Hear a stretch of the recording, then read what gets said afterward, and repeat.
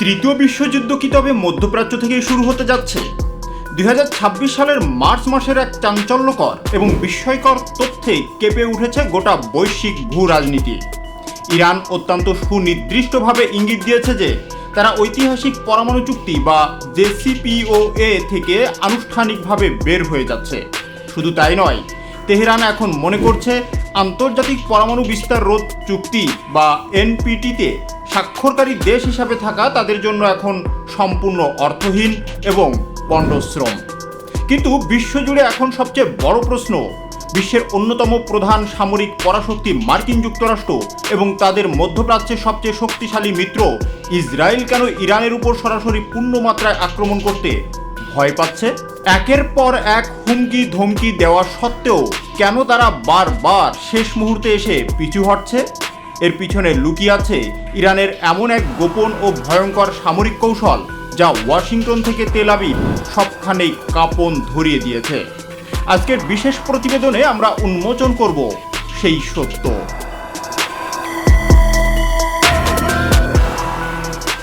আন্তর্জাতিক মহলের সমস্ত নিষেধাজ্ঞা এবং চাপকে বুড়ো আঙ্গুল দেখিয়ে ইরান কেন হঠাৎ তাদের পারমাণবিক সক্ষমতা এত দ্রুত গতিতে বাড়িয়ে চলেছে? ভূ রাজনৈতিক বিশ্লেষকরা এর পিছনে প্রধানত তিনটি সুনির্দিষ্ট এবং কৌশলগত কারণ খুঁজে পেয়েছেন। প্রথমত, চরম নিরাপত্তা উদ্বেগ। মধ্যপ্রাচ্যে ইরানের চিরপ্রতিদ্বন্দ্বী আমেরিকা এবং ইসরায়েল অনবরত তাদের উপর সামরিক আগ্রাসন এবং হামলার হুমকি দিয়ে আসছে। এই চরম প্রতিকূল পরিস্থিতির মুখে নিজেদের সার্বভৌমত্ব ও অস্তিত্ব টিকিয়ে রাখতে ইরান পারমাণবিক সক্ষমতাকে তাদের একমাত্র এবং অবিনাশী ঢাল হিসাবে বেছে নিয়েছে। দ্বিতীয়ত, কৌশলগত প্রতিরোধমূলক ক্ষমতা। তেহরান কৌশলগত কারণে সরাসরি পারমাণবিক বোমা বানানোর আনুষ্ঠানিক ঘোষণা না দিলেও নিজেদের প্রযুক্তি ও সক্ষমতাকে এমন এক ঈর্ষণীয় স্তরে নিয়ে গেছে যাতে প্রয়োজন হওয়া মাত্রই তারা খুব দ্রুত পারমাণবিক অস্ত্র সংযোজন ও তৈরি করে ফেলতে পারে। অর্থাৎ তারা বোমার চেয়েও বোমার সক্ষমতা দিয়ে শত্রুকে চাপে রাখছে। তৃতীয়ত, চুক্তি ভাঙ্গার পাল্টা জবাব। মার্কিন যুক্তরাষ্ট্র অতীতে বিভিন্ন সময় একতরফাভাবে চুক্তি ভঙ্গ করেছে এবং ইরানের উপর একের পর এক অর্থনৈতিক নিষেধাজ্ঞা চাপিয়েছে। এর কঠোর প্রতিক্রিয়া হিসাবে ইরান এখন তাদের ইউরেনিয়াম সমৃদ্ধকরণ চরম মাত্রায় বাড়িয়ে দিয়েছে। আন্তর্জাতিক পরমাণু শক্তি সংস্থার হিসাব অনুযায়ী ইরানের সমৃদ্ধ ইউরেনিয়ামের মাত্রা এখন পারমাণবিক অস্ত্র তৈরির একেবারেই দ্বার প্রান্তে। কিন্তু খটকা লাগে ঠিক এই জায়গায়। গত বছর অর্থাৎ 2025 সালের জুন মাসে ইসরায়েলি বিমান বাহিনী ইরানের বেশ কয়েকটি পারমাণবিক স্থাপনায় আকস্মিক বিমান হামলা চালিয়েছিল। তখন ধারণা করা হয়েছিল পরিস্থিতি হয়তো নিয়ন্ত্রণের বাইরে চলে যাবে। কিন্তু তারপরেও আমেরিকা কেন সরাসরি সেই যুদ্ধে জড়ালো না? কেন মার্কিন বাহিনী তাদের পূর্ণ শক্তি নিয়ে ইরানের উপর ঝাঁপিয়ে পড়ল না? এর পিছনে রয়েছে মার্কিন প্রতিরক্ষা দপ্তর পেন্টাগনের চরম এক আতঙ্ক, যাকে সামরিক ভাষায় বলা হয় সেকেন্ড স্ট্রাইক ক্যাপাবিলিটি বা পাল্টা আঘাত হানার সক্ষমতা।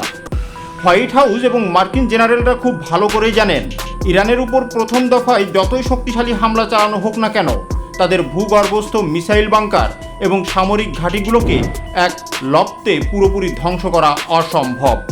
আর ইরান যদি সেই ধ্বংসযজ্ঞ থেকে বেঁচে যাওয়া ক্ষেপণাস্ত্র দিয়ে পাল্টা আঘাত হানে, তবে পুরো মধ্যপ্রাচ্যে ছড়িয়ে থাকা মার্কিন সামরিক ঘাঁটি এবং ইসরায়েলের মূল ভূখণ্ড মুহূর্তের মধ্যে ছারখার হয়ে যাবে, যা বিশ্ববাসী ইতিমধ্যে পরিলক্ষিত করেছে।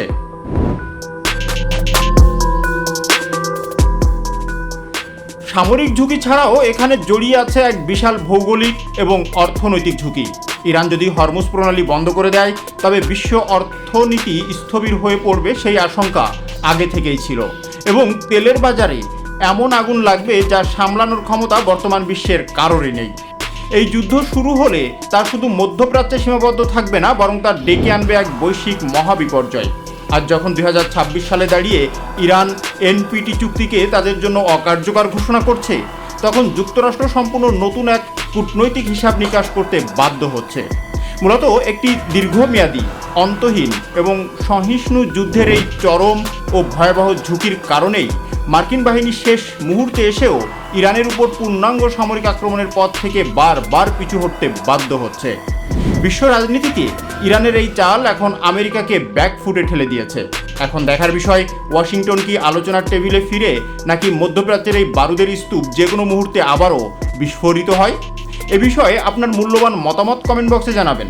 আন্তর্জাতিক সব ব্রেকিং নিউজ এবং গভীর বিশ্লেষণের জন্য আমাদের সাথেই থাকুন। ধন্যবাদ।